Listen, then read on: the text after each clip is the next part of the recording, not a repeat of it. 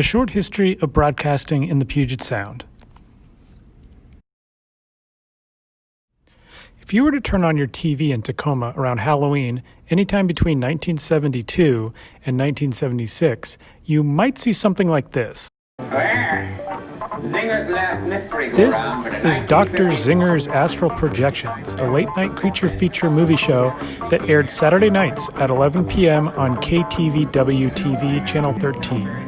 The show was a creation of Robert O. Smith, a local disc jockey and comedian.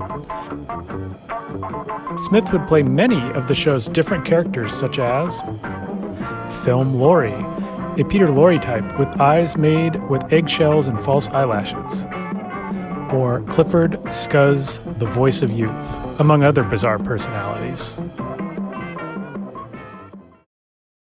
During the mid-70s, there were 9 different TV channels and 57 different radio stations on the air in the Tacoma area. Many of the stations were local, such as KVTI, which broadcasted out of Clover Park Technical College, and KTAC, Tacoma's top 40 station.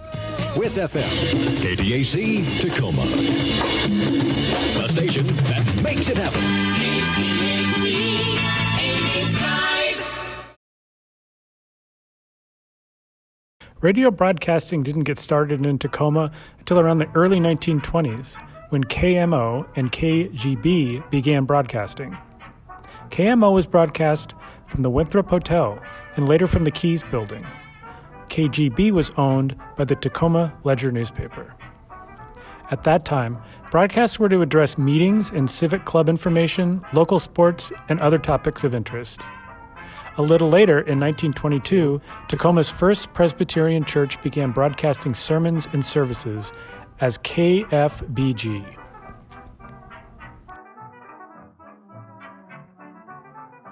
As the 1920s progressed, more and more new stations began broadcasting.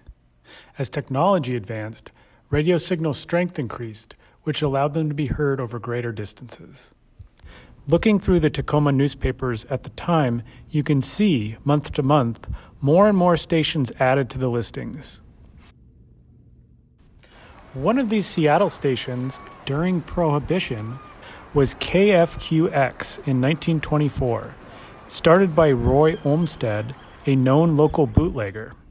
According to local author Rick James's recent book, Don't Never Tell Nobody Nothin' Nohow, The Real Story of West Coast Rum Running, it was Roy Olmsted's wife Elise's children's bedtime story show that was of particular interest to federal agents. The agents were convinced that within these stories of Winnie the Pooh, Flopsy Mopsy, and Cottontail were coded messages intended to inform inbound ships from Canada full of booze. Up on the hill, Danny Meadow Mouse could just see Jimmy Skunk pulling over every old stick and stone he could find. Another Seattle station in the 1940s was KRSC. On Saturday evenings, KSRC aired the live music of the Maxon Trio, an African-American jazz group who paid KSRC $15 a week for a 15-minute show. The trio recorded Seattle's first R&B 78 RPM disc in 1948, and their singer-pianist was none other than Ray Charles. Commercial television broadcasting didn't start in Tacoma until the 1950s. One of the first in the area was KTNT, which went on the air in March of 1953. In 1969, Clover Park Vocational Technical School in Parkland had a school station, KPEC-TV, Channel 56. This station was joined with the National Educational Television, which then became a member of PBS in 1970.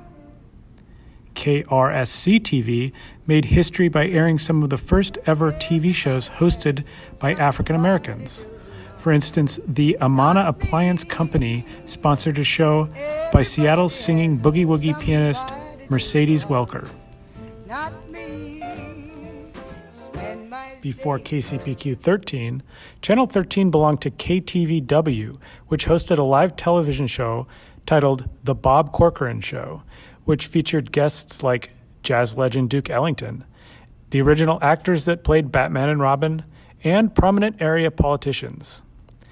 In an interview with the Tacoma News Tribune, his wife, Lee Corcoran, stated that, quote, "It was called a controversial television program.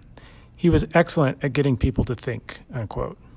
Topics on the program also touched on the state of the prison system and issues on Tacoma's hilltop, among other local topics. As the 1980s turned into the 1990s, many of these local stations were either bought out, went bankrupt, or merged with syndicated broadcasters. However, local-centered programming and broadcasting has begun to make a resurgence in the 2000s. One of these new local stations is TV Tacoma. TV Tacoma's cablecast programming is designed to not only convey important information from the city to the community, but also be a reflection of the community itself, highlighting its achievements, activities, and people. Sheepishly, they ordered pizza and sat down. Tacoma also has its share of low-power community radio stations as well.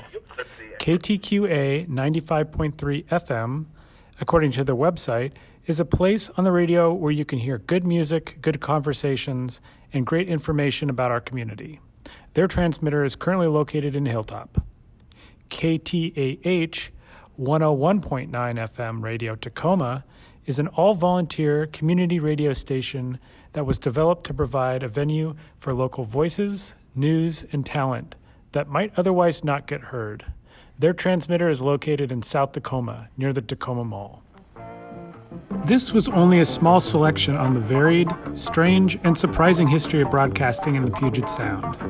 If you wish to learn more about any of the subjects I touched on, or any other aspect of Puget Sound's broadcasting history, don't hesitate to contact the Northwest Room at nwr@tacomalibrary.org or give us a call, 253-292-2001. extension 1605. Join us next time when we take a look at the impact women climbers made in the Tacoma chapter of the Mountaineers, Washington's alpine club that promotes outdoor recreation, education, and conservation.